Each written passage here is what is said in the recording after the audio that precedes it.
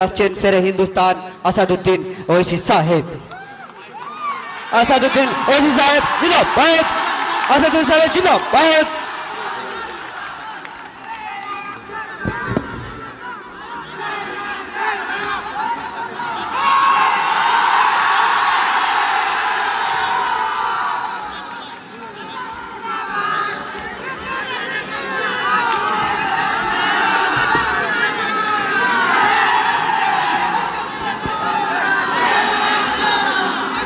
औज़ुबिल्लाहि मिनश्शैतानिर्रजीम बिस्मिल्लाहिर्रहमानिर्रहीम अस्सलामु अलैकुम वरहमतुल्लाहि वबरकातुहू। जनाब नूर महबूब आलम साहब, मोअज़्ज़िज़ हाज़रीन इकराम, मेरे तमाम मजलिसी रुफ़क़ा, हाज़रीन इकराम, बुज़ुर्गान मिल्लत, मेरी इज़्ज़तदार और माँ और बहनों, मैं आप तमाम का शुक्रिया अदा करता हूँ कि आपने इतनी गर्मी में इस दोपहर के वक्त में आज के इस जलसे में शिरकत की। आपका बेहद शुक्रिया। और मैं आपको ये बात बताने के लिए भी आया हूँ कि इंशाअल्लाह ताला मजलिस इत्तेहादुल मुस्लिमीन बंगाल की सरजमीन से अपने सियासी सफ़र का आगाज़ कर रही है और हमको यकीन है कि इंशाअल्लाह ताला आप तमाम की दुआएं, आप तमाम का साथ रहेगा। और मैं आपको इस बात का वादा भी कर रहा हूं और तयखुन भी दे रहा हूं कि हम सिर्फ इस एक इलेक्शन के लिए बंगाल को नहीं आए हैं, बल्कि इंशाअल्लाह ताला मैं जब तक जिंदा रहूंगा बंगाल में हम हर इलेक्शन लड़ेंगे, चाहे असेंबली का हो, पार्लियामेंट का हो, जिला परिषद का हो। और मेरे इस दुनिया से चले जाने के बाद भी मुझसे ज्यादा काबिल और बेलोस लोग आकर भी बंगाल में मजलिस इत्तेहादुल मुस्लिमीन के काम को जारी और सारी रखेंगे इंशाअल्लाह। तीसरी अहम बात मैं आपको बताना चाहूंगा कि इस आने वाले असेंबली इलेक्शन में इंशाअल्लाह ताला जलंगी और सागरदगी से मजलिस इत्तेहादुल मुस्लिमीन का उम्मीदवार इस इलेक्शन में लड़ेगा इंशाअल्लाह ताला। और दूसरे मुकामात, दूसरे असेंबली कॉन्स्टिट्यूंसीज के ताल्लुक से इंशाअल्लाह 1-2 दिन के अंदर हम लोग फैसला करके बताएंगे। मगर आप मुतमईन रहिए कि बंगाल की सरजमीन पर जो कोई भी इलेक्शन होगा, MIM पार्टी अपना हरा झंडा लेकर इलेक्शन में जरूर लड़ेगी इंशाअल्लाह ताला। मैं हमारे तमाम बंगाल के मेरे मजलिस इत्तेहादुल मुस्लिमीन के तमाम साथियों को, मेंबर्स को उनका शुक्रिया अदा करता हूं कि बड़ी मुसीबत और मुश्किलात का उनको सामना करना पड़ा। कई मर्तबा उनको झूठे मुकदमों में जेल में डाल दिया गया, 2-2 महीने, 3-3 महीने उनको जेल में रहना पड़ा। मगर मैं उनको सलाम करता हूं कि हुकूमत के जुल्म के बावजूद भी वो आज भी मजलिस इत्तेहादुल मुस्लिमीन का परचम उठाकर फख्र से मजलिस का काम कर रहे हैं। मैं साथ ही साथ बंगाल की इस TMC हुकूमत को बताना चाहूंगा कि आपने मजलिस के मेंबर्स के ऊपर जुल्म किया, झूठे केसेस डाले, उनको 2-2 महीने, 3-3 महीने जेल में रखा। मगर TMC को ये बात महसूस कर लेना चाहिए कि अब तो ये तो हमारी शुरुआत है, अभी तो हमारा स्टार्ट हुआ है और स्टार्ट में ही TMC की नींद हराम हो चुकी है।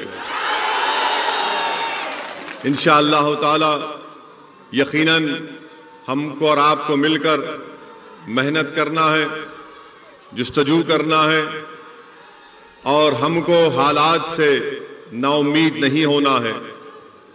मैं साथ ही साथ आपको ये भी बताना चाहूंगा कि मैं जब यहां पर आ रहा था तो मुझे कई लोग फोन के जरिए, ईमेल के जरिए ये बोले कि असदुद्दीन ओवैसी आप मत जाइए, आपके जाने से हालात खराब हो जाएंगे, आप क्यों जाना चाहते हैं, आप मत जाइए। एक बहुत बड़े बिजनेसमैन हैं, उनका कारोबार ऑस्ट्रेलिया में भी है। वो दिल्ली में मेरे से मुलाकात करके बोले कि आप क्या चाहते हैं। मैंने कहा क्या मतलब है आपका, आप क्या चाहते हैं। बोले नहीं, आप इलेक्शन मत लड़ीजिए और बात कर लीजिए। मैंने कहा कि देखिए भाई, अल्लाह का दिया मेरे पास बहुत है, मुझे किसी चीज की जरूरत नहीं है, मगर आप जो नीयत लेकर यहां पर आए हैं, आप वो अल्फाज अपनी जबान से अदा मत करिए। बहुत से लोगों ने बहुत कुछ बातें कही और मेरे आने से पहले ही मुख्यमंत्री ममता बनर्जी ने कह दिया कि ओवैसी एक्सट्रीमिस्ट है। कल मुझे हमारे महबूब आलम वीडियो दिखा रहे थे कि मुख्यमंत्री ममता बनर्जी ने कहा कि असदुद्दीन ओवैसी गद्दार है, गद्दार का साथ मत दो, ये वोट काटने आए हैं, इनको पैसे मिले हैं। मैं बंगाल के मुख्यमंत्री से यह कहना चाहूंगा कि आप जो कुछ कहना चाहते कह लो मेरे को, मुझे इसका कोई फर्क पड़ने वाला नहीं है। हम मुख्यमंत्री साहिबा को यह बताना चाहेंगे कि ममता बनर्जी, मेरी इज्जत और जिल्लत का देने वाला अल्लाह है, आप नहीं दे सकते मुझे।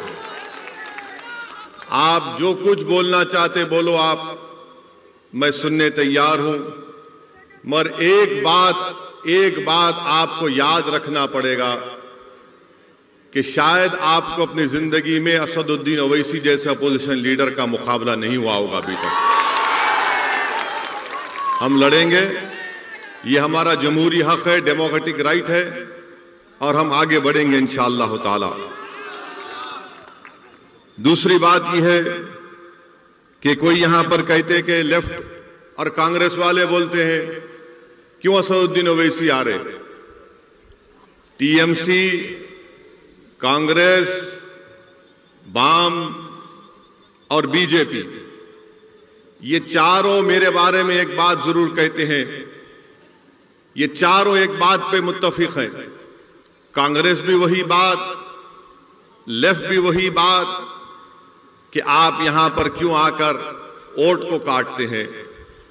मैं पूछना चाहता हूं टीएमसी के लोगों से, कांग्रेस और वाम के लेफ्ट के लोगों से, क्या बंगाल का वोटर आपका गुलाम है कि आपकी बात को सुनेगा? बंगाल का वोटर जिसको चाहे वोट देगा, मुझे देगा या नहीं देगा, मगर आप कब से बोलना शुरू कर दिए कि नहीं आओ।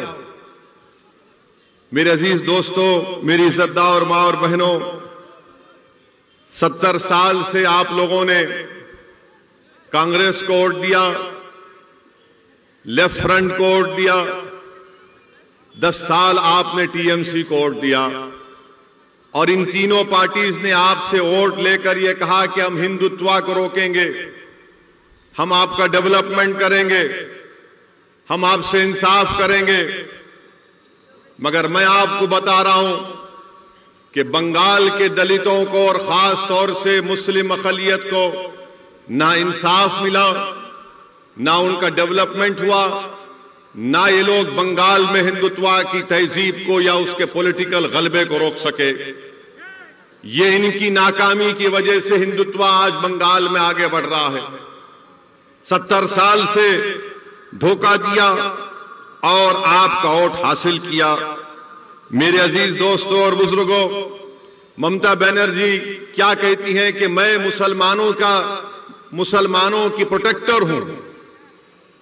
ममता बनर्जी हर जगह कहती हैं, अब इस इलेक्शन में नहीं बोल रही हैं, मगर हम ममता बनर्जी को बताना चाह रहे हैं, आप जरूर बंगाल के मुख्यमंत्री हैं, मगर हमारा प्रोटेक्टर तो सिर्फ अल्लाह ही रहेगा। आपके प्रोटेक्शन की जरूरत नहीं है।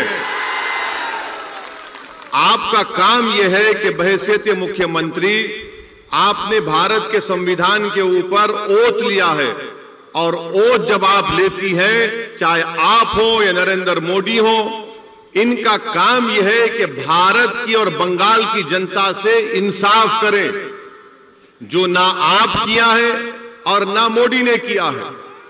दोनों ने इंसाफ नहीं किया है, दोनों ने इंसाफ नहीं किया है।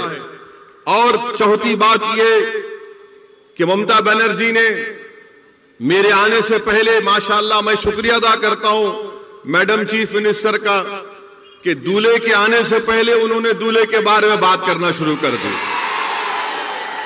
हर जगह टीवी चैनल पर, जलसे में, बहुत अच्छा है, आप बोलिए जरूर, क्योंकि मुझे मालूम है कि आपके दिमाग में असदुद्दीन ओवैसी आपको दर्द पहुंचा रहा है, इसलिए ममता बनर्जी बोल रही हैं।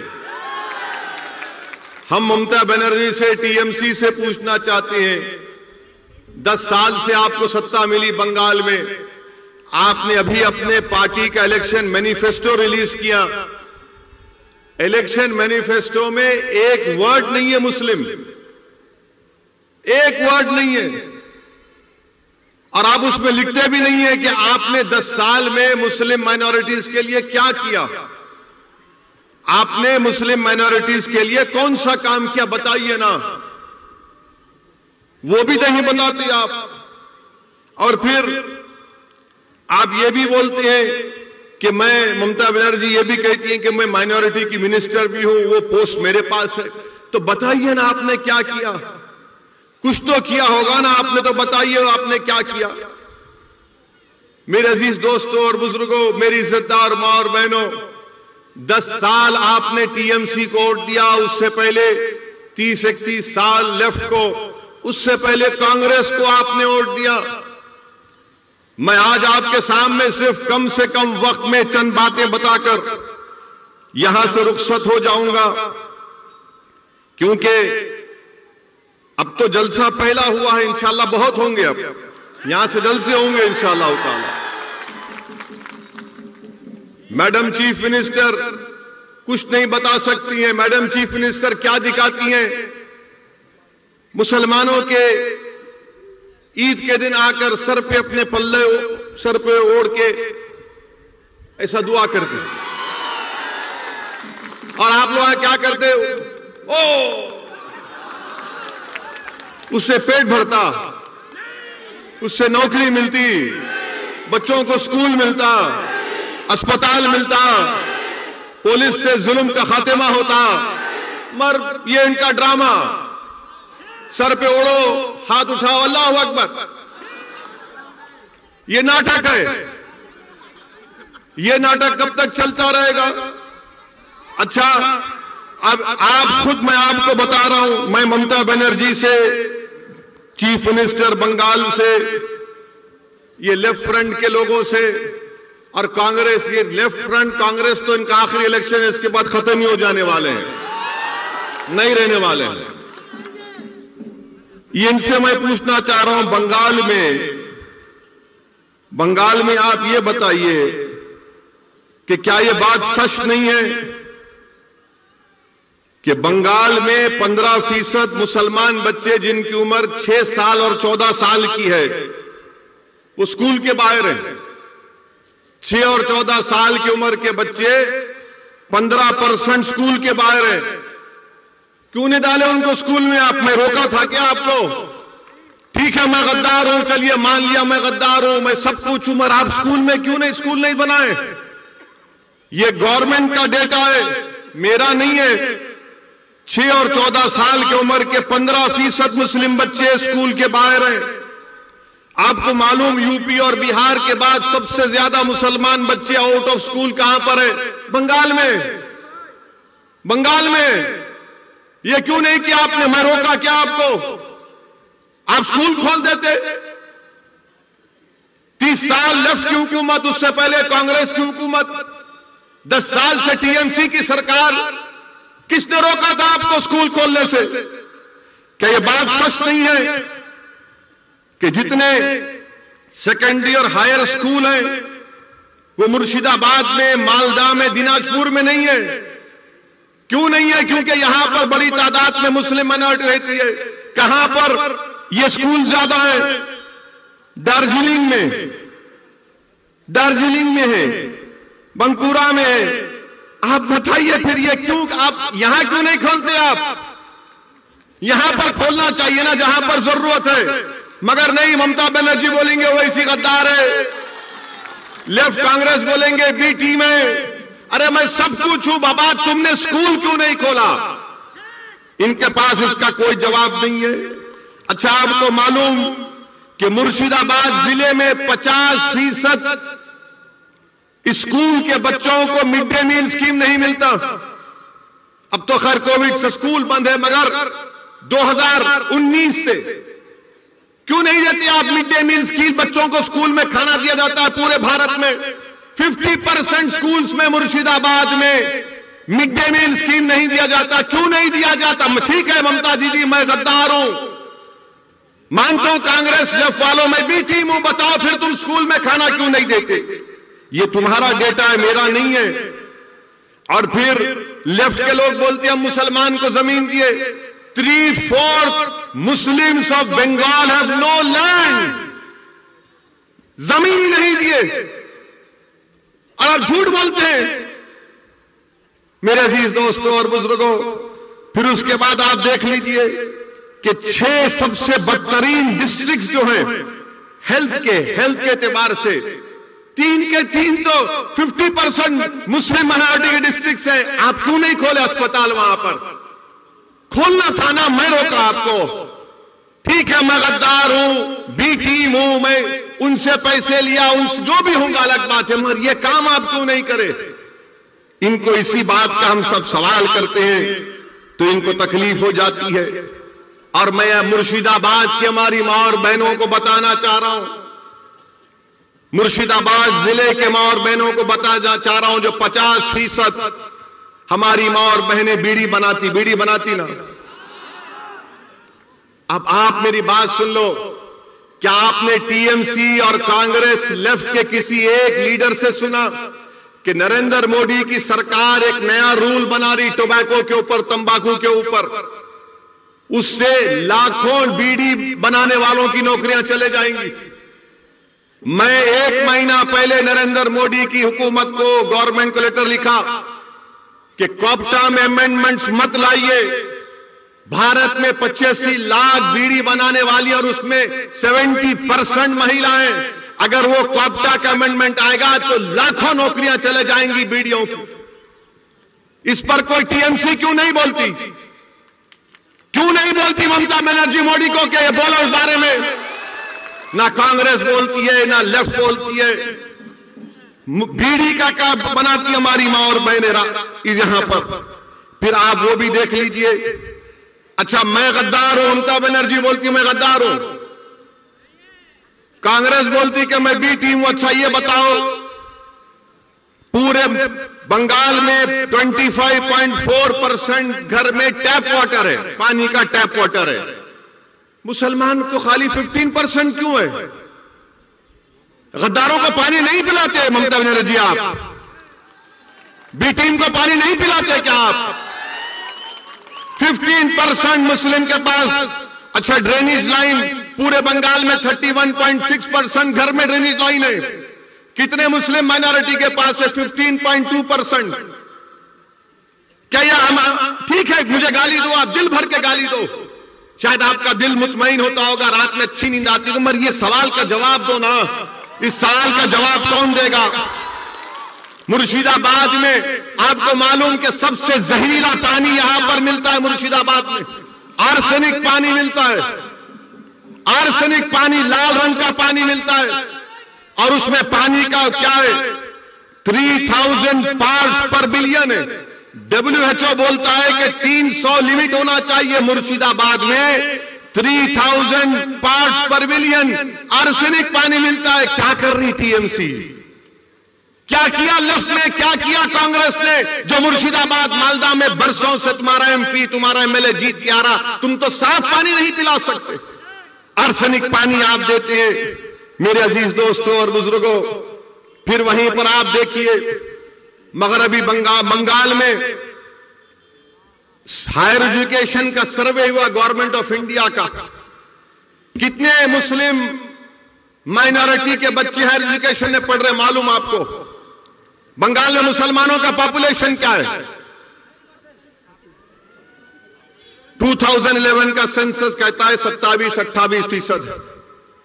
हायर एजुकेशन में बंगाल के कॉलेजों में खाली 7.8 बच्चे पढ़ रहे हैं। 7.8। कितने टीचर है कलकत्ता यूनिवर्सिटी में, जादवपुर प्रेसिडेंसी में मुस्लिम टीचर 3.6 है। ममता जी, मैं गद्दार हूं ना? आप मुझे सजा देना था, ये बच्चों को नौकरी क्यों नहीं देते आप? और फिर आपको जानकर हैरत होगी 11% हायर एजुकेशन में मुस्लिम्स हैं और 7.8% टीचर्स हैं। 27% 2011 का पॉपुलेशन मुस्लिम पॉपुलेशन है। आपको मालूम बंगाल में मुस्लिम एम्प्लॉयमेंट कितना है? कितनी नौकरियां हैं गवर्नमेंट में आपको मालूम? 27% पॉपुलेशन है मुस्लिम माइनॉरिटी का। और गवर्नमेंट में ममता बनर्जी हो या कांग्रेस हो, लेफ्ट हो, ओनली 6% मुस्लिम आज एम्प्लॉयमेंट में गवर्नमेंट में। 27% पॉपुलेशन, 6% नौकरी। और तीसरा आ जाइए आप, कितने जेल में है मुसलमान मालूम आपको? कितने जेल में है मुसलमान आपको मालूम? अभी बंगाल के कितने जेल में मालूम तुमको? तुम्हारी आबादी मुस्लिम अकलियत की आबादी 27%, गवर्नमेंट में नौकरी 6%, जेल में कितने मालूम? 38%। ताली मारने का नहीं है, सोचने का है। ताली मत मारो, सोचो मेरी बात को। ममता बनर्जी बोलती मैं गद्दार हूं, कांग्रेस लेफ्ट बोलती मैं बी टीम हूं। ठीक है, मैं मान लेता हूं तुम सच हो, मगर ये क्या है फिर? ये बर्बादी की दास्तान किसने की? ये बर्बाद किसने किया मुझे? तुम तो मेरा वोट लेकर चले गए, तुम तो मेरा वोट ले लिए ना, मगर तुमने क्या दिया मेरे बच्चों को? स्कूल दिया नहीं दिया, कॉलेज में एडमिशन दिया नहीं दिया, तुमने गवर्नमेंट में नौकरी दी नहीं दी, तुमने घर में पानी की लाइन दी नहीं दी, तुमने मुझे पीने का साफ पानी दिया नहीं दिया, तुमने मुझे क्या दिया? क्या दिया? तुमने मुझे जेल में डालकर मेरे नौजवानों की जिंदगी को बर्बाद कर दिया। ये पॉइंट है मेरे भाई। इसीलिए असदुद्दीन ओवैसी बंगाल को नहीं आना। मैं आपको सच्चाई से हर चीज बता रहा हूं, आप खुद देख लीजिए। अच्छा, आपको मालूम ये पुलिस के लोग हैं, कितने मुस्लिम सब इंस्पेक्टर है बंगाल में मालूम? कितना तुम्हारा पॉपुलेशन है? 28% पॉपुलेशन है ना। ममता बनर्जी बोलती है ओवैसी गद्दार, कांग्रेस लेफ्ट बोलती है ओवैसी बी टीम। पूरे बंगाल में खाली 7% मुस्लिम सब इंस्पेक्टर्स हैं। 7%, 7%, जिसको सार्जेंट बोलते हैं, इंस्पेक्टर बोलते हैं। कितने मालूम आपको? 2%। 2% है खाली। मेरे भाई ये क्या हो रहा है? अच्छा, सोने पे सुहागा ये कि बंगाल की असेंबली में 294 असेंबली सीट्स में 59 कितने साबिर 59 है मुस्लिम एमएलए, 59 मुस्लिम है, जिसमें से ममता बनर्जी के 32 हैं। आप बोलेंगे ओ इसी तो 59 है। मेरे भाई 59 की अहमियत नहीं है। अगर मजलिस के 4 जीत के गए तो ममता बनर्जी को यह काम करना पड़ेगा। ये 59 से कुछ नहीं हुआ। क्या किया वो लोग? तो खाली गूंगे बन के बैठे रहे बंगाल के असेंबली में, कुछ बोल नहीं सके, पूछे नहीं कि क्यों ये नाइंसाफी हो रही है। और फिर टीएमसी हमसे बोलती कि हम गद्दार हैं।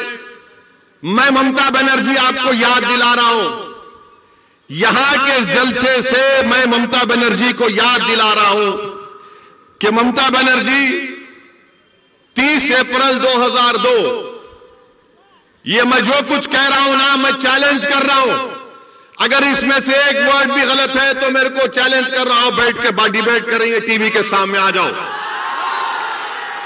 30 अप्रैल 2002 को लोकसभा में डिबेट हुआ गुजरात के फसादात के लिए, जब मेरे वालिद सालारे मिल्लत अलैहिर्रहमा एमपी थे सुल्तान सलाहुद्दीन ओवैसी। लोकसभा में सबने उस मोशन के खिलाफ वोट दिया। ममता बनर्जी, आपने तो मोदी का साथ दिया था 30 अप्रैल 2002 को, और मैं गद्दार हूं, मैं गद्दार हूं।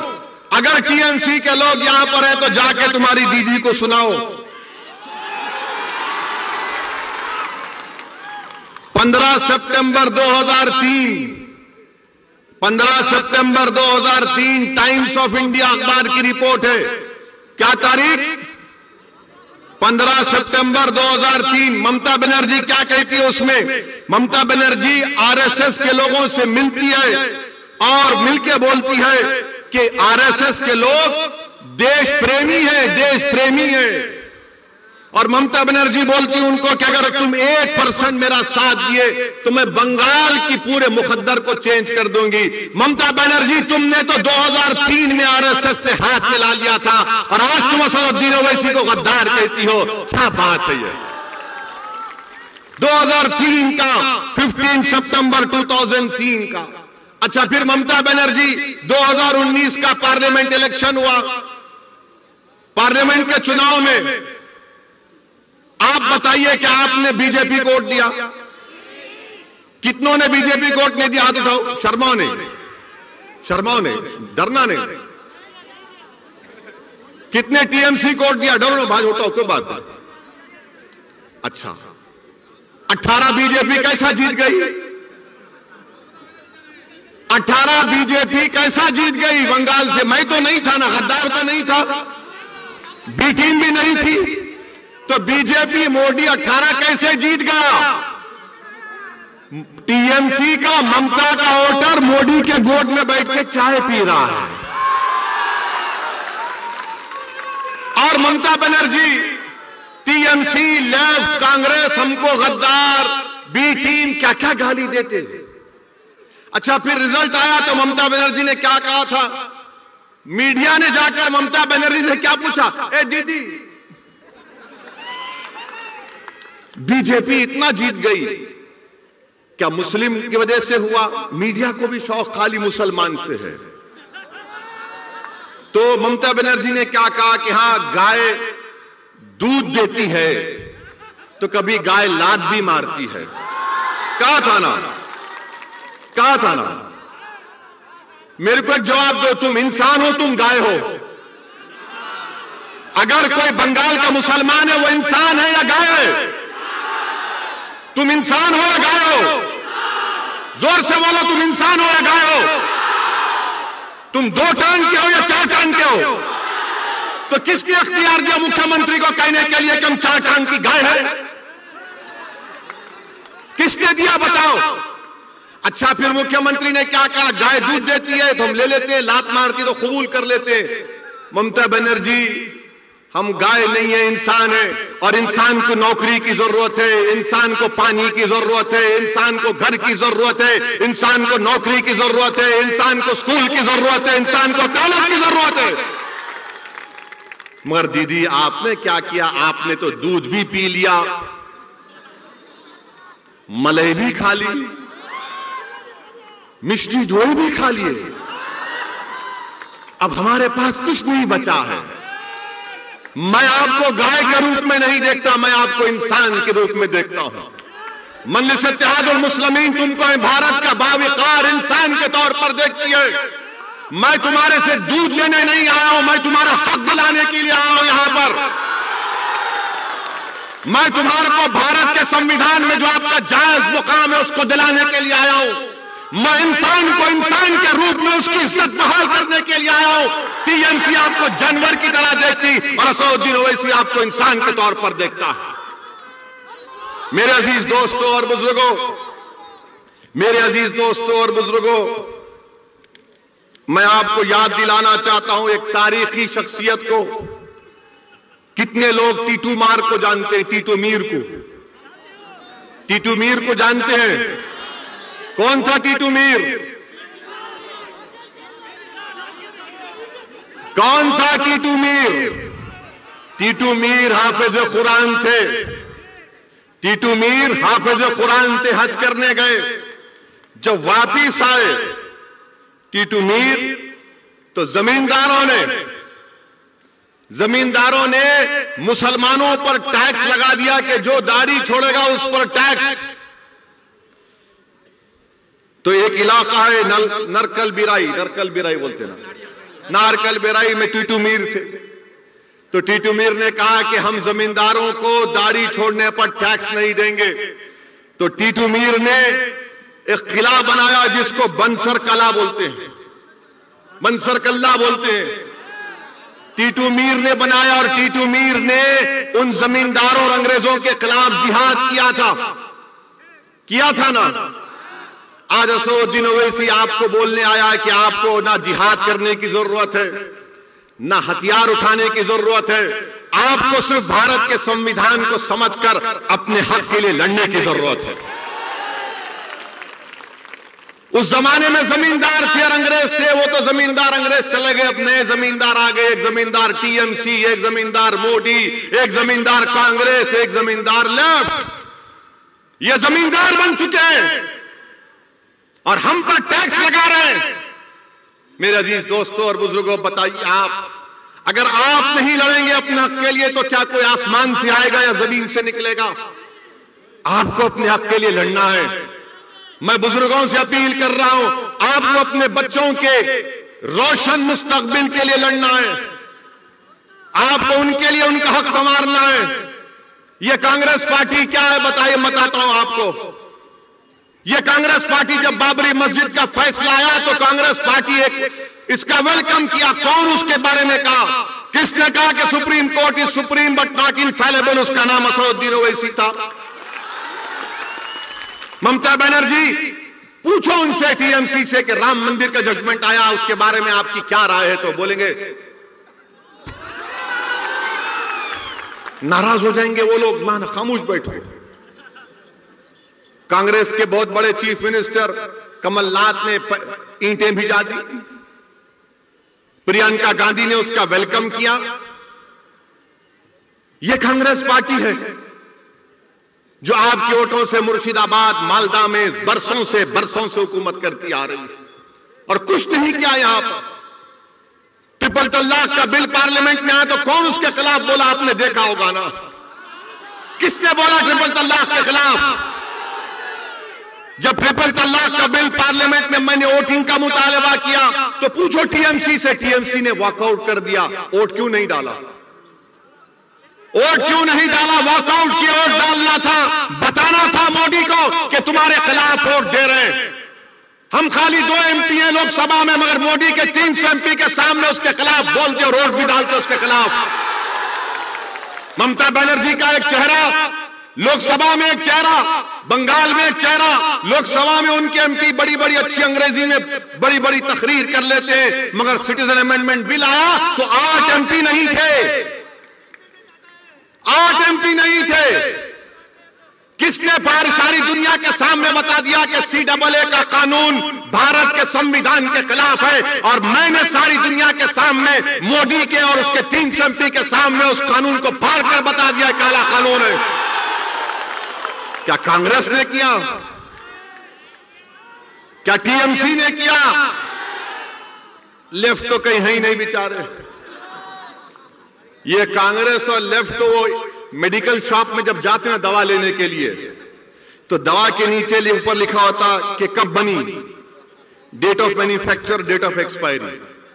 ये कांग्रेस लेफ्ट का डेट ऑफ एक्सपायरी हो चुका है। इनसे अब कुछ नहीं होगा, इनसे कुछ नहीं होगा अब कांग्रेस और लेफ्ट फ्रंट से। ये लेफ्ट के लोग बर्बाद कर दिए पूरे बंगाल के मुस्लिम अकलियतों को। अगर आज बंगाल में मुसलमान परेशान हैं तो लेफ्ट की वजह से इन्होंने बर्बाद कर दिया हर चीज। कुछ नहीं किया, कुछ नहीं किया। सिर्फ कार्ल मार्क्स, लेनिन क्या क्या बातें की। इनकलाब आएगा, इनकलाब, अरे कहे का इनकलाब? मेरा घर बर्बाद हो गया। मेरे बच्चे को नौकरी नहीं मिली, मेरे घर में चिराग नहीं है, और तुम इनकलाब की बातें करते हो।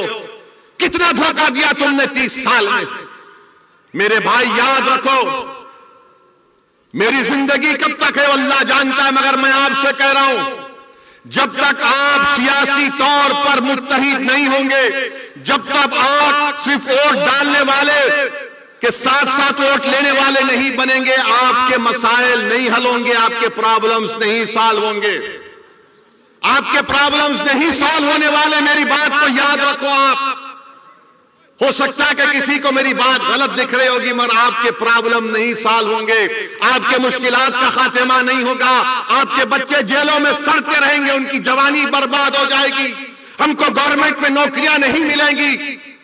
ये तो कॉन्स्टिट्यूशनल राइट है ना, हमारे संविधान में right to equality fundamental right है। हमारे कॉन्स्टिट्यूशन में liberty, equality, fraternity, justice Baba Saheb Ambedkar ने प्रियम्बल में लिखी। तो बताओ, क्या कांग्रेस ने किया, क्या लेफ्ट ने किया, क्या ममता ने किया, क्या मोदी कर रहे? कोई नहीं कर रहा है। मेरे अजीज दोस्तों और बुजुर्गों, इसीलिए मैं आपसे अपील कर रहा हूं कि आपने सबको वोट दिया है, एक मर्तबा मजलिस इत्तेहादुल मुस्लिमीन का साथ देकर देखो, एक मर्तबा साथ देकर देखो। मैं आपसे वादा कर रहा हूं कि इंशाअल्लाह ताला जो काम 70 साल में नहीं हुए, वो काम हम इंशाअल्लाह ताला 5 साल में करवा के आपको दिखाएंगे इंशाअल्लाह। मेरी ये कोशिश है, मेरे मजलिस के साथियों की कोशिश है, आपकी दुआओं का मैं मोहताज हूं, आपके दुआओं का मोहताज हूं सिर्फ मैं। आप सिर्फ दुआ करो हमारे लिए, हम अपनी कोशिश और जुस्तजू और कुर्बानियों को जारी रखेंगे। और जहां तक सवाल है नरेंद्र मोदी का, माशाअल्लाह, क्या बोल सकते। बांग्लादेश नरेंद्र मोदी गए, कल जाकर बोल दिया, कल जाकर नरेंद्र हमारे प्रधानमंत्री ने कहा कि मैंने भी सत्याग्रह किया था बांग्लादेश में। क्या बात है, देखो, हमको नहीं मालूम था प्राइम मिनिस्टर कि आपने सत्याग्रह किया था। जो आपके बारे में किताब लिखे उसमें तो कहीं नहीं मिला कि आपने बांग्लादेश के लिए सत्याग्रह किया था, मगर मोदी जी बोल दिए। मगर मोदी जी, अगर आपने बांग्लादेश के लिए सत्याग्रह किया तो मुर्शिदाबाद के बसने वाले मुस्लिम अक़लियत को आप बांग्लादेशी क्यों बोलते हैं? बोलते हैं ना, बोलते हैं ना, दीमक भी बोलते हैं। मगर बांग्लादेश को बनाने के लिए आपने सत्याग्रह किया तो हमको क्यों गाली दे रहे? फिर आप हैदराबाद में बल्दिया का इलेक्शन हुआ तो बीजेपी बोली हैदराबाद में ओवैसी के कॉन्स्टिट्यूएंसी में बांग्लादेशी है। वो बांग्लादेशी नहीं थे, वो बंगाल के सोने का कारस्कोप का काम करने वाले काबिल लोग बसते मेरी कॉन्स्टिट्यूएंसी में, उनको बांग्लादेशी बोल दिए। CAA का कानून नरेंद्र मोदी लाए, CAA का कानून आसाम में मोदी CAA की बात नहीं कर रहे, मोदी और अमित शाह बंगाल में यहां पर असेंबली इलेक्शन में CAA की बात कर रहे, आसाम में नहीं कर रहे, हम यहां कर रहे। मैं आपको बता रहा हूं, ममता बनर्जी की TMC पार्टी, चीफ मिनिस्टर की पार्टी बीजेपी को नहीं रोक पाई, तो कैसे CAA को रोक पाएगी? कैसे रोक पाएगी CAA को? ये आपको सोचना है मेरे अजीज दोस्तों और बुजुर्गों। नरेंद्र मोदी जब से भारत के वजीर आजम बने उस वक्त से पहली तकरीर नरेंद्र मोदी ने की और कहा, क्या कहा कि हमको सत्ता मिली 1200 साल की गुलामी के बाद। नरेंद्र मोदी जी, इस मुल्क में गुलामी तो अंग्रेजों ने की 200-250 साल की, मगर 1200 साल की गुलामी क्या है? क्या सिराजुद्दौला भी गद्दार थे? मोदी जी बताओ आप, क्या सिराजुद्दौला जो जंग लड़े अंग्रेजों के खिलाफ, क्या थे वो? मेरे अजीज दोस्तों और बुजुर्गों, ये बीजेपी का असली चेहरा है। पूरे मुल्क में इतनी नफरत बीजेपी भर दी कि एक बच्चा जिसका नाम मुसलमान है वो किसी मंदिर में जाकर पानी पीता है तो उसको पीटा जाता है, मारा जाता है। बताइए आप, अगर कोई गोश्त रखता है तो उसको मार दिया जाता है, नफरत फैला दी। कोई अगर मुसलमान है तो उसको कहा जाता है जिहादी है, कोई ट्राइबल है तो नक्सल कहा जाता है, कोई सेकुलर थिंकर है तो उसको एंटी नेशनल कहा जाता है। मेरे अजीज दोस्तों और बुजुर्गों, ये रात लंबी होने वाली है। मैं बार बार कह रहा हूं, ये रात बड़ी लंबी होने वाली है, याद रखो। अगर तुम इन तमाम सियासी पार्टियों पर भरोसा करोगे तो याद रखो नुकसान उठाओगे, नुकसान उठाओगे। मैं डराने के लिए नहीं कह रहा हूं। फिरका परस्ती इतनी बढ़ चुकी है, कितनी फिरका परस्ती बढ़ गई कि ममता बनर्जी इस इलेक्शन में आकर कहती है कि मैं हिंदू ब्राह्मण हूं।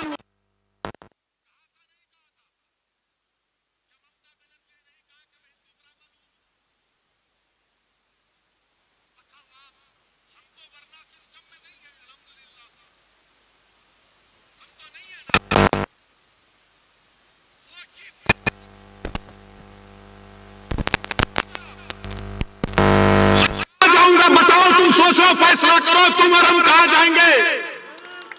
जब बंगाल की मुख्यमंत्री कह रही है कि मैं हिंदू ब्राह्मण हूं, तो बताओ हम कहां जाएंगे फिर? क्या ये डाइवर्सिटी है, ये प्लूरलिज्म है, ये सेकुलरिज्म है, ये लिबर्टी है, ये इक्वालिटी है, जस्टिस है? कि एक मुख्यमंत्री कह रहे हैं कि मैं हिंदू ब्राह्मण हूं, तो फिर आप और हम कहां जाएंगे बताओ? नरेंद्र मोदी कहते हैं कि मैं हिंदू नेशनलिस्ट हूं, तो बताओ फिर हम कहां जाएंगे? बोलो कहां जाएंगे हम? रहेंगे यही इंशाअल्लाह ताला, इज्जत के साथ रहेंगे, अपनी सियासी क़यादत को बनाएंगे, अपने वोट से अपने नुमाइंदों को कामयाब करेंगे, बंगाल में एक इनकलाब बर्पा करेंगे, बंगाल में तारीख लिखेंगे इंशाअल्लाह ताला। और बंगाल की मुख्यमंत्री ने यह कह दिया, चंदी पाठ पढ़ा उन्होंने, पढ़ा ना, चंदी पाठ पढ़ा, तो दिल्ली का चीफ मिनिस्टर बोला कि मैं हनुमान भक्त हूं। राहुल गांधी, प्रियंका गांधी भी अपने आप को भक्त दिखाने के लिए मंदिर मंदिर जाते हैं, उसमें कोई एतराज नहीं है। मगर सवाल यह पैदा होता है, क्या यह सेकुलरिज्म है? हर कोई अपने आप को सबसे बड़ा हिंदू कौन है दिखा रहा है, क्योंकि मोदी से मुकाबला करना है ना। अरे मोदी से मुकाबला करना है तो अंबेडकर के संविधान से करो, मोदी हार जाएगा।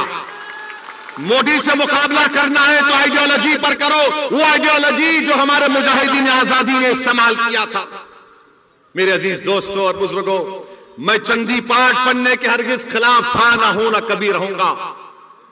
अगर कोई हनुमान चालीसा पढ़ता है तो मुझे कोई इतराज नहीं है, उनका फेथ है। मगर एक आप चीफ मिनिस्टर रहकर इस तरह की बात करते हैं, तो दीदी आज के इस जलसे से आपको एक मैसेज दे रहा हूं। मैं इन तमाम लोगों से आपसे अपील कर रहा हूं कि जब ममता बनर्जी चंडी पाठ पढ़ सकती है तो हम इंशाअल्लाह ताला इस जलसे को खत्म करेंगे सूरे फातिहा पढ़ के। पढ़ेंगे मेरे साथ? पूरे पढ़ेंगे? पूरे पढ़ेंगे? पढ़ेंगे ना? चलिए, बिस्मिल्लाहिर्रहमानिर्रहीम, अल्हम्दुलिल्लाहि रब्बिल आलमीन, अर्रहमानिर्रहीम, मालिकी यौमिद्दीन, इय्याका नअबुदु व इय्याका नस्तईन, इहदिनस सिरातल मुस्तकीम, सिरातल लज़ीना अनअमता अलैहिम गैरिल मग़दूबि अलैहिम वलद्दाल्लीन। दीदी आप चंडी पाठ पढ़ो, मैं सूरे फातिहा पढ़ता हूं। यह भारत का सेकुलरिज्म है, यह भारत का सेकुलरिज्म है। यह नहीं हो सकता है कि मैं हिंदू ब्राह्मण हूं और मैं बोलते जाऊंगी। नहीं दीदी, मोदी और आप दोनों सगे भाई बहन हैं। ये ममता बनर्जी को दीदी बोलते, उनको दादा बोलती है वो। मेरे भाई, आप MIM पार्टी का साथ दीजिए। हम अपनी शुरुआत कर रहे हैं, आपकी दुआओं की जरूरत है, आपका साथ की जरूरत है, और इंशाअल्लाह ताला मजलिस इत्तेहादुल मुस्लिमीन यहां पर हर इलेक्शन में बंगाल के मुकाबला करेगी। अस्सलाम वालेकुम व रहमतुल्लाहि व बरकातुहू। हमारे साबिर साहब इंशाअल्लाह ताला, पूरा नाम साबिर गफ्फार साहब आज से इंशाअल्लाह ताला मजलिस इत्तेहादुल मुस्लिमीन में शामिल हो रहे हैं। मैं इनको दिल की गहराइयों से इनको वेलकम करता हूं और अल्लाह से दुआ करता हूं कि अल्लाह इनके फैसले में उनको कामयाबी दे। अस्सलाम वालेकुम।